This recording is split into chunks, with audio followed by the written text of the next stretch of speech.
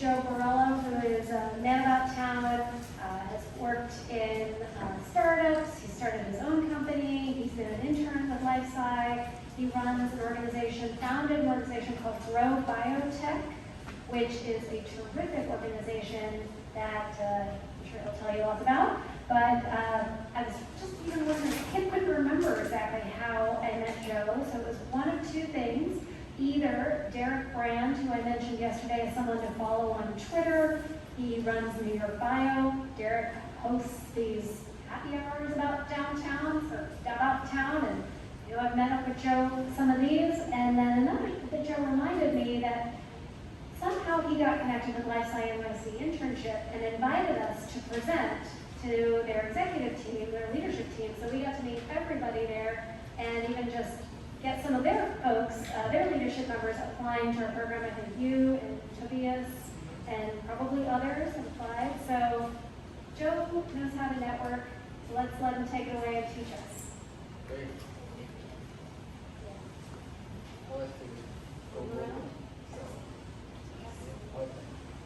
How about now? All right, sounds like working.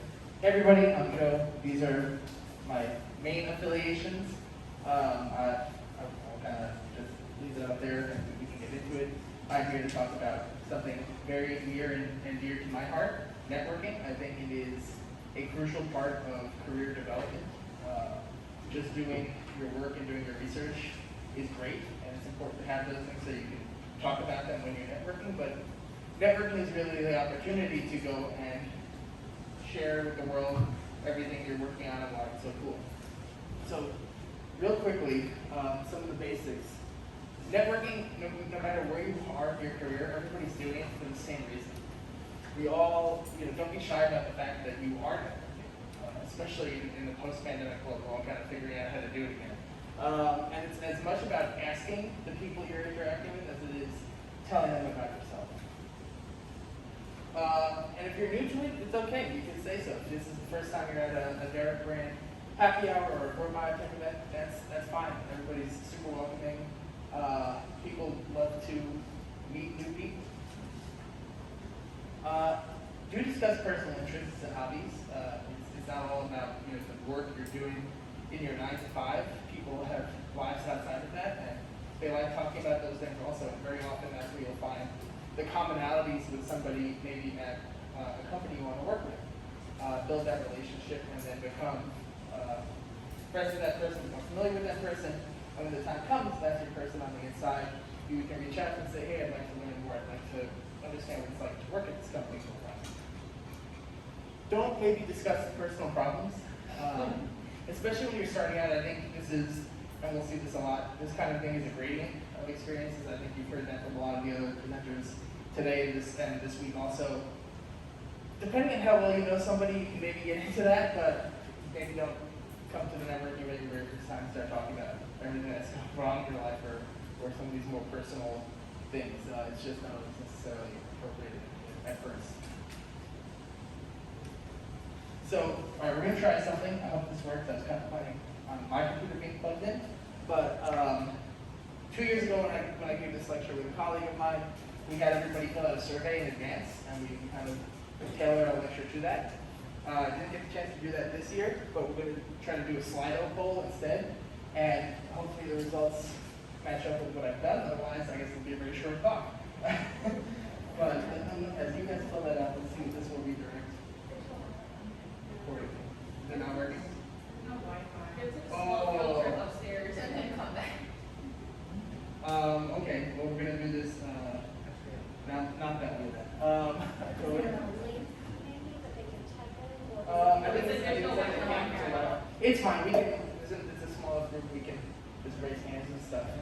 Mostly just to show word clouds of what you were answering. But just show of hands, who is an undergrad student? Cool. Who is a graduate student in a master's program? Do we have any graduate students in PhD programs? And do we have anybody else, anybody after that, postdocs, early career professionals? Okay, so pretty solid mix. And then maybe by show of hands, I'll call on people, what are the things that you want to get out of networking personally? If you're going, I want to network with people you interested in getting out of that experience? Beth?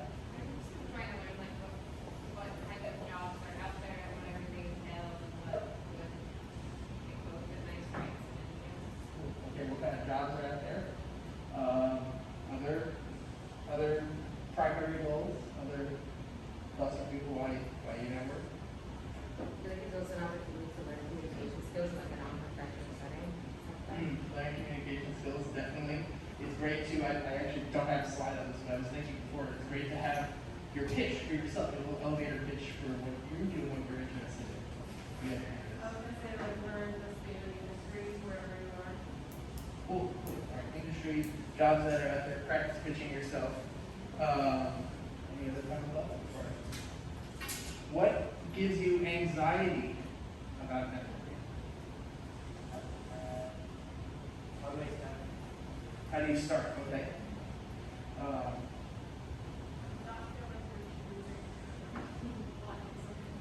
Not feel like you're schmoozing or wanting kind of a one-sided transaction.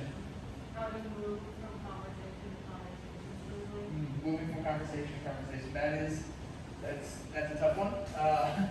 Lisa? How do you get out of talking to someone when you want to just relate it, when you want to move on? How do you get out of talking? Unfortunately, I don't have an answer to that one in these slides. But a very real problem. How do you get out of talking to somebody you're like, I kind of want to move on. Making a good impression. Making small talk.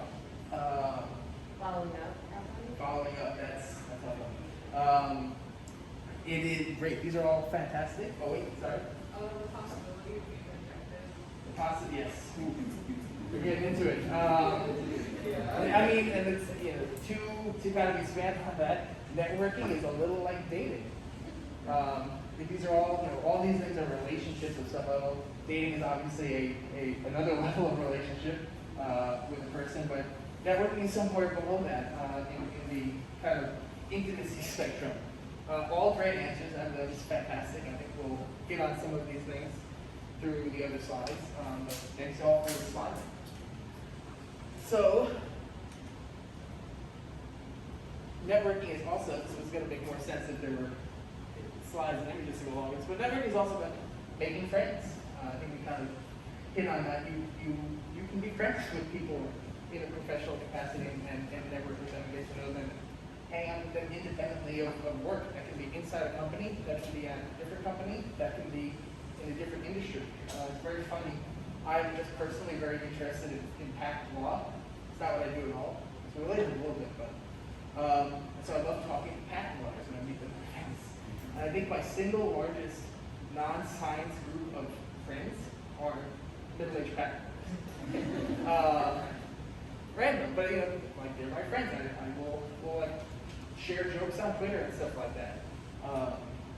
It's about getting to know your colleagues. On the Pfizer panel, I think one of the panelists mentioned go and knock on everybody's door and have one-on-ones, get coffee with them, go to lunch with them. It's great to learn about everybody you're working with in the department, even if it's not people you're seeing on a day-to-day basis. Definitely easier in smaller groups than in very large groups, but still possible to kind of basically help understand what the scope is, what is the range basically of like there's me and my little group, who's the next group of people that I may interact with beyond. It helps you figure out the structure of the company also. Places like Pfizer and Regeneron, very often you can start on a science side, but if you're interested in moving to a business side, it helps to know who the people working on that side are, who decide when somebody is looking for an internal promotion or something like that. Do I know this person? Do I know that they're interested in switching from the science, the R&D to the business? It's not about showing expertise. It's not a test. You don't have to impress anybody. Sometimes you'll be at an event and somebody's just rattling off like the things they're interested in, the things they're thinking about. You're like, okay, what is this? You're just lecturing to me. When I'm having a conversation, I'm not interested in what you're saying. You can even be interested in what they're saying, but just by getting lectured, it'll turn you off. It's not about getting a job on the spot. And I think, sometimes people think about networking early on as like, oh, I will ruin my career prospects if I can't make small talk. It's it's not how that works. It's about nurturing a relationship. It is very, very rare to meet somebody for the first time and right there going, hey, I want to give you a job. That's not how it works. There are no wrong answers or questions to these things within the constraints of proper etiquette. That's the caveat there. There are wrong answers in networking, but generally, as long as you're being respectful and being kind, understanding, friendly, it works out. I think this is maybe the most important slide. I'm a big fan of this slide and graphic. I call it the spectrum of networking. And so kind of in the background of these slides are big images. And so the first image was a gigantic hall like this, filled with people all talking to each other and interacting. And I think in a lot of cases, people think of that when they think of networking. And that can be very, very intimidating. If you've ever, like, you walk into a party and you don't know anybody there, and they're like, you kind of shut down. I even shut down when that happens. It's hard to say, I'm just going to talk to somebody out of the blue who I have no connection to whatsoever. So it's very intimidating. But that's really only one side of the spectrum. Networking is the act of getting to know people. And you can do that one-on-one. You can do that over Zoom. You can do that at a roundtable discussion. It's really a spectrum from a single person to a whole reception hall worth of people. And each one of those are equally valid. I wouldn't say there's one that is better than the others. I think there's kind of a balancing ratio that happens. Obviously, you're going to get to know a single person better if you're doing an informational interview, if you're getting coffee with somebody, versus if you're at a big biotech networking event, you're just not going to get as much face time with any given person. So you may meet a higher number of people, but the face time goes down, versus the other way where it's lots of face time, single person. And in either case, you can kind of do this laddering approach of meet this person, learn what they're about. If I'm interested, maybe you're not interested, and that's okay. Hey, thanks so much for talking to me.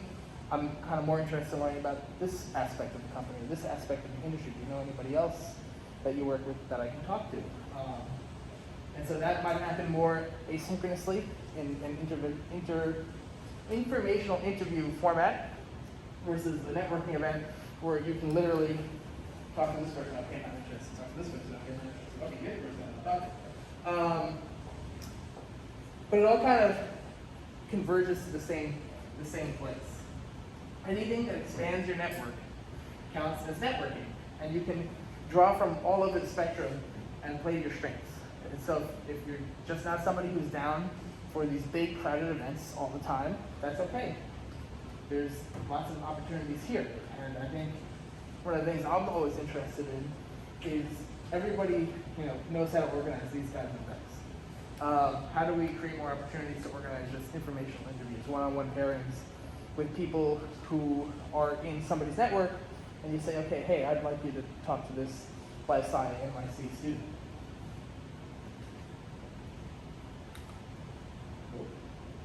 Okay, well, since it's hanging up, I just remembered something else I'm just going to include on the slide and didn't physically. I think now that we are in this kind of post-peri-pandemic world, there's actually a second axis now, which is in-person and virtual. And so that's just another opportunity to play to different strengths. Personally, I'm not the biggest fan of Zoom networking events. It is fun to hop on a LifeSci NYC one, and I think you guys do a pretty good job. But I like in-person better. But for a lot of people, I think especially on the informational interview side, Zoom and the virtual has really democratized a lot of stuff. It's easier to say, hey, can we just talk for 15 minutes? I'll send the Zoom link in the calendar invite. And that's very powerful. When you're thinking about networking in kind of any of these senses,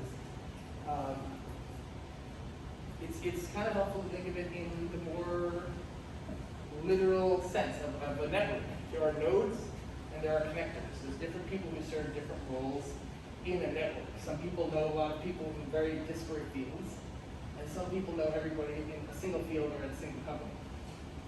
And they're both useful to know and understand who they are. You always want to, and I mentioned this before, always ask for other connections to their network, especially if it's something that you're really interested in learning more about. And offer connections to yours.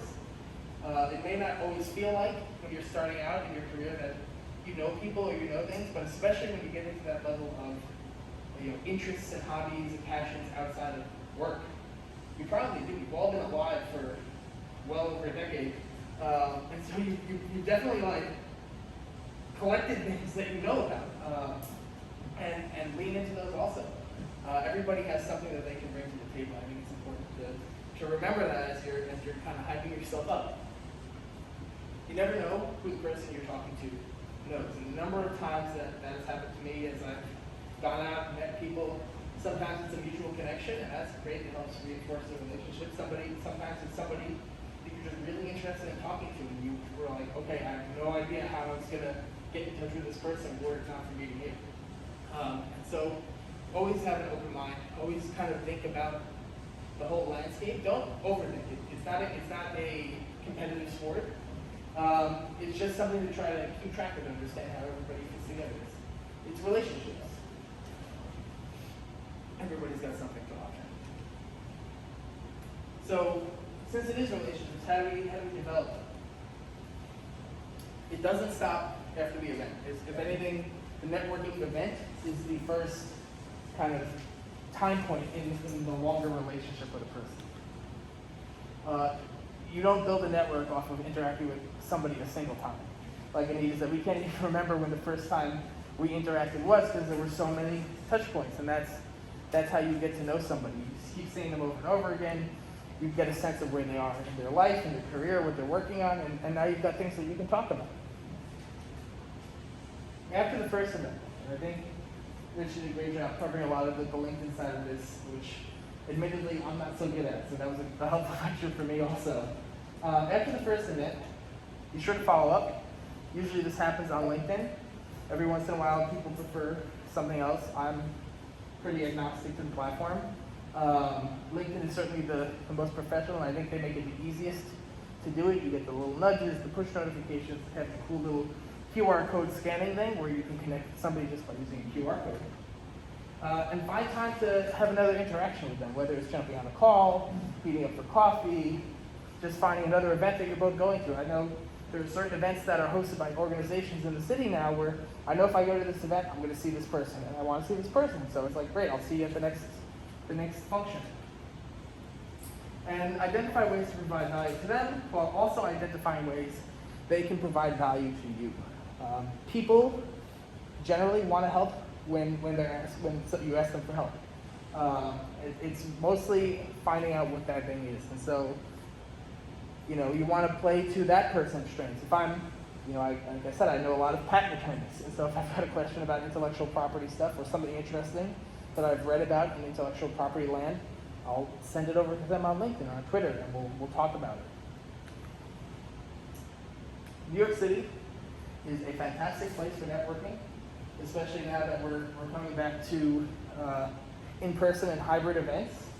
This is not a comprehensive list of all of the groups that do things in the city, in the life sciences and kind of adjacent fields, but what this is a cross-section of every group that has done an event that I've been to in the last 3 weeks. And so it's fantastic. We have tons of incubators that foster new companies, lots of which work with LifeSci NYC. We've got organizations like Grow Biotech and Usually that are very student-focused on creating opportunities, creating more of these events that cater to people like yourselves who are just getting started in their career.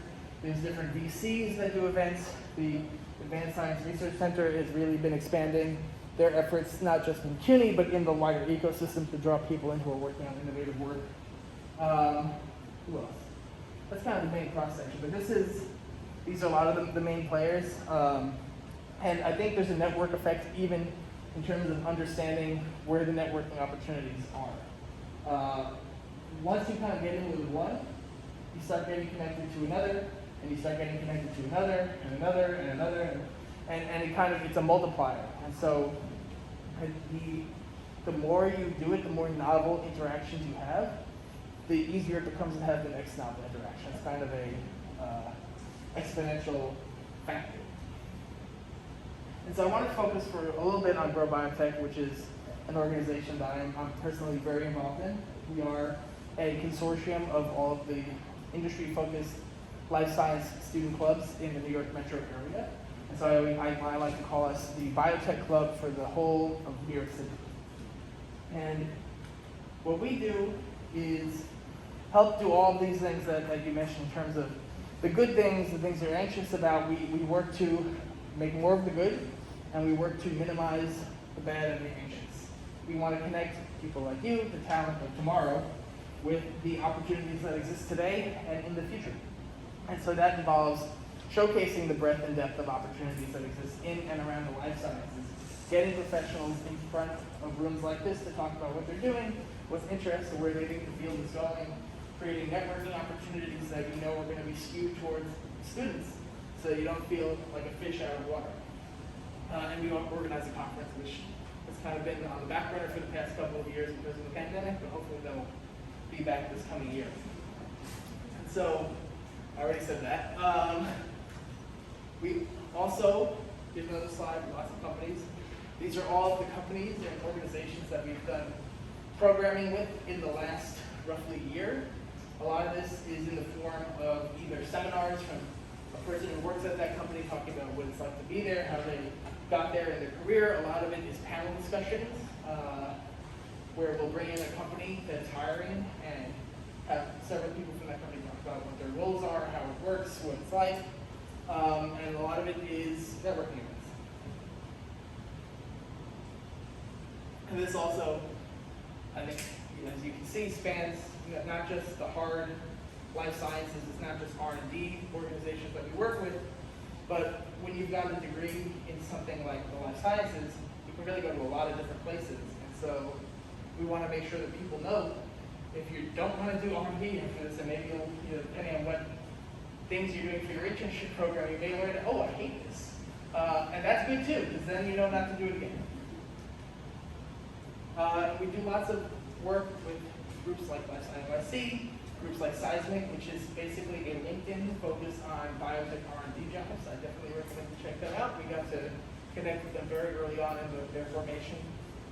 And then we have lots of practical hands-on opportunities that we help facilitate with groups like Nucleate, which is our internal bio-entrepreneurship initiative. Joe from MSIP was here earlier, spoke about some of the work that they do. We help funnel people into those opportunities also. And we have a newsletter. It goes out twice a week. Mondays are for events. Wednesdays are for job opportunities of various kinds.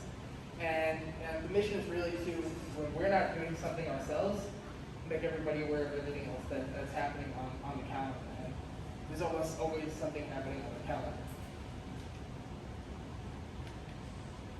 So these are, I think, the latest list of groups that are formally represented. We also have groups that don't have any members of the leadership, but their students attend events. And we are, thousands and thousands strong. It's very cool to be able to tap into the entire academic network of the city, because it is very, very large. And I think the only reason we forget that is because the city itself is very, very large. And so there may be 500,000 students in the life sciences here, but there's 8.5 million people total. So proportionally, you feel like, oh, there's nobody else doing what I'm doing. That's not actually true. And so, do we have time for this? Should I skip this? We have time. Okay, cool. So this is something that we did 2 years ago when I helped give this lecture. And so this is a facilitated networking exercise. This will be cool because I've never done it in person. And basically it'll be with your table, I suppose we can do it that way. Do a little networking. Maybe you've already done it because we're at day 2 of the kickoff. If you haven't really, this is an opportunity to get to know your table mate. And we want to focus on 2 things. The aspect of finding a job, what are your career goals, your job goals, and then what's a field that you maybe don't know and somebody else at your table does know, what's interesting about that, and try to learn a little bit more about what they're doing. So I will pause it here. I'll let that kind of happen, I guess. This was actually easier to orchestrate over Zoom, I think, but we're going to let the chaos reign for a moment. How long should we go? Let's go, it's 5 minutes, cool? 5, 10, okay. 5 minutes. Okay, well,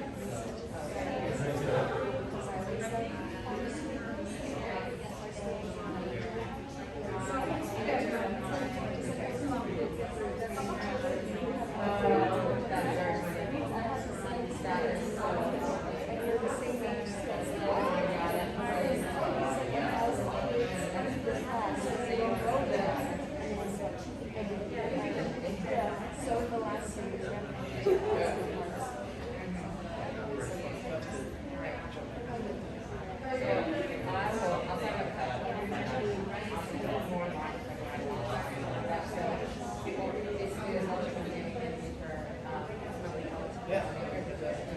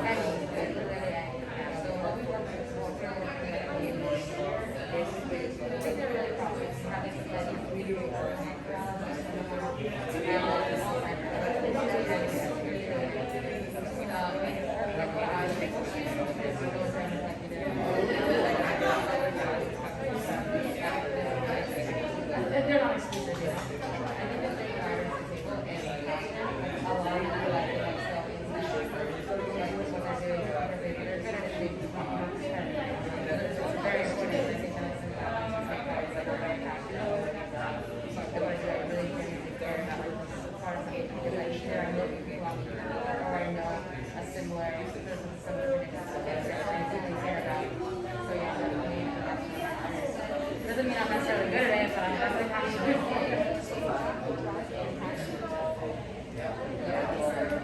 It would be, I think it would be the hardest thing.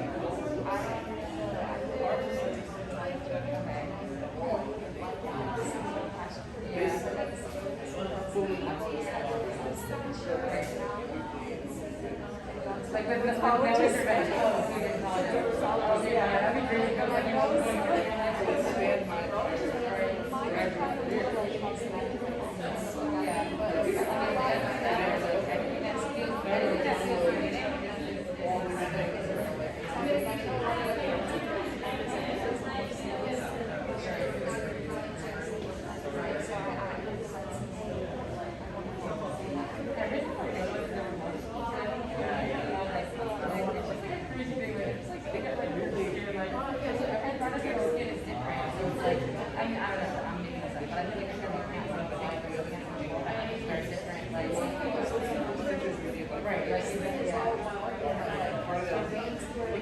Right. No, okay, that's so interesting. No, you're so you, I'm like amazing. But they know, like, it's super, I was like, oh, I think we did.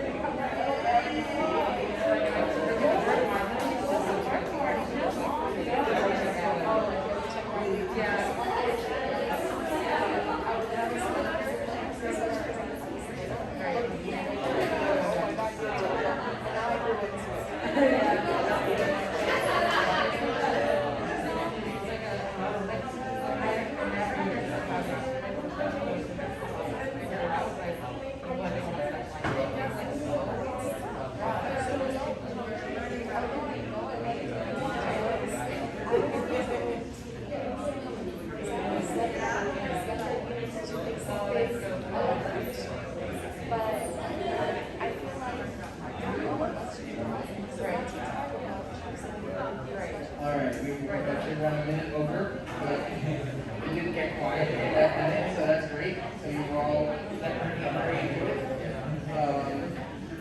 Maybe if somebody wants to volunteer something that they've learned in this small little facilitated exercise.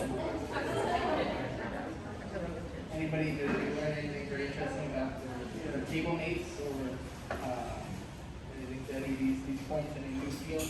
You're like, oh, I want to go find somebody who's doing this the next time I'm at a networking event. Anybody? No? Nobody got any cool tidbits from your table?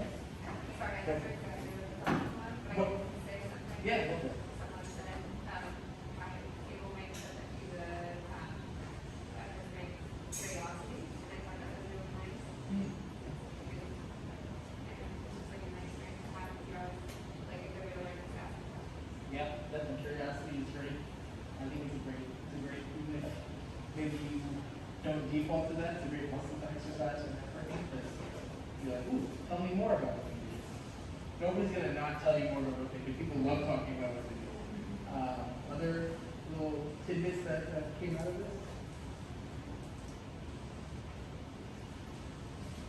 If not, that's okay. I don't know what we're doing on time. I would say if anybody has any specific questions, I only have an ending slide left. So we've got 2 minutes. If anybody has specific questions, anything I didn't hit upon in the slides, which I know there are things I didn't, because I realized it as I was listening to the other talks today. But if anybody has specific questions that maybe I didn't talk about here, feel free to ask. Yes. So let's say if you're not a part of the growth tech program in the sense of, how do you get your foot in the door to networking events if you have no prior person? You scan this QR code. One of the reasons Grow Biotech exists, especially the newsletter that we run, is exactly that. It's to kind of say, here is a foot in the door to the life sciences community in New York City. And me personally also, if you're like, hey, Joe, I want to get to know somebody doing X, as I think Anita mentioned, I probably know somebody doing X.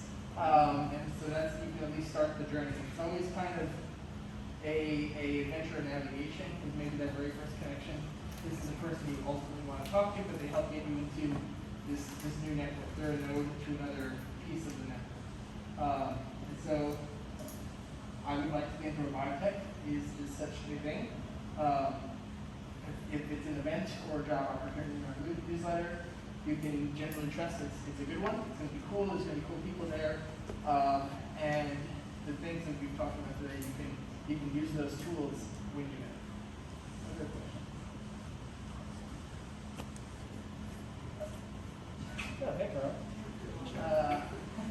Just another Just example another of instance. shows networking. Just another.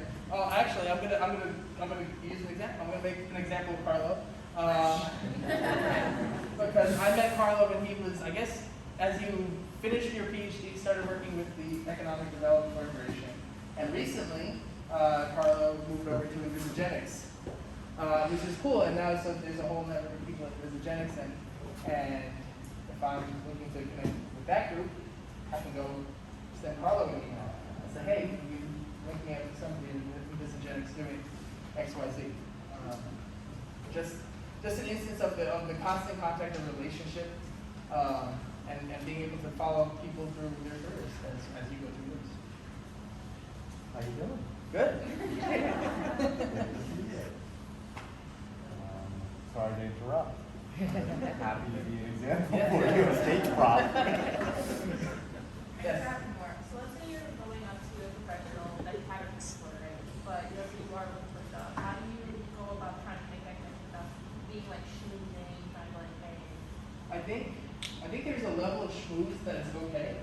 You don't necessarily want to go up and introduce yourself and say, I want to, maybe you do something actually, but you don't necessarily want to go up and say, hey, I want a job with you, give me a job. But it's okay to, if somebody's kind of like not super engaged in conversation, you can kind of hang around with them and kind of go over and introduce yourself. But I do this a lot, is if I don't know somebody, but if I talk to them, maybe I just saw them present on a panel or something, I'll go up and I'll just introduce myself. Hey, I'm Joe Burrell, I'm working on Sinai, I do whatever. I thought your panel discussion was great. I want to learn more about what you're doing. I think that's totally valid. It's a great opportunity. It opens them up to talk more about what they are interested in. Potentially you can drop in something that maybe they're interested in. They mentioned if they were a speaker. If they weren't, it's okay. You can just introduce yourself. Anyway, maybe you recognize them from someone else. Oh, I recognize you from this other event we didn't get to meet, but I'd like to chat. Any final thoughts, final questions? I have a lot of questions. That's fine. But on the flip side, what was do you have any networking horror stories personally? It is inevitable, and if you do it enough, that you will just, I won't say there's any true horror stories, but you'll sometimes be maybe in a small group of people, and there's like a panelist who just spoke, and they're affiliated with something. A lot of people, it's clear that a lot of people are trying to like get the point of right then and there. And that can be a little awkward when you're like standing, just like, I see, like you're trying, and they are completely shut down, and it's very awkward, like they're trying to escape. And sometimes like their colleague will come and oh hey, and it's like, you can see like, thank God that I'm away from this person. Sometimes, I'd like to think I've never done that, but sometimes you'll definitely talk with somebody and just kind of falls, and it's like, that's okay. It's maybe feels awkward in the moment, but nobody's going to remember it tomorrow, I think.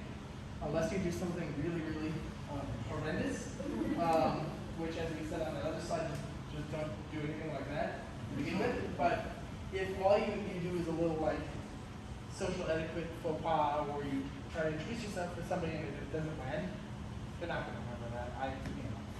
You're seeing so many people, networking is the art of being remembered, and so everybody defaults to forgetting you, which is I think a little liberating, because you can maybe embarrass yourself a little bit, and as long as you don't remember it, as long as you don't hold on to it, it's not nobody else is going to remember it. So it's a chance to go and try again, and even in some cases lean into that a little bit and say, oh, well, that first time we met that was pretty awkward, wasn't it? But that's okay. Especially now that we're all coming back out of hibernation from COVID, and we've all got an excuse. It's like, ooh, I don't quite remember how to socialize. We can laugh about that. I think that's what I have to say about that. It's hard to really have a networking nightmare as long as you're just being yourself, being respectful, and being open to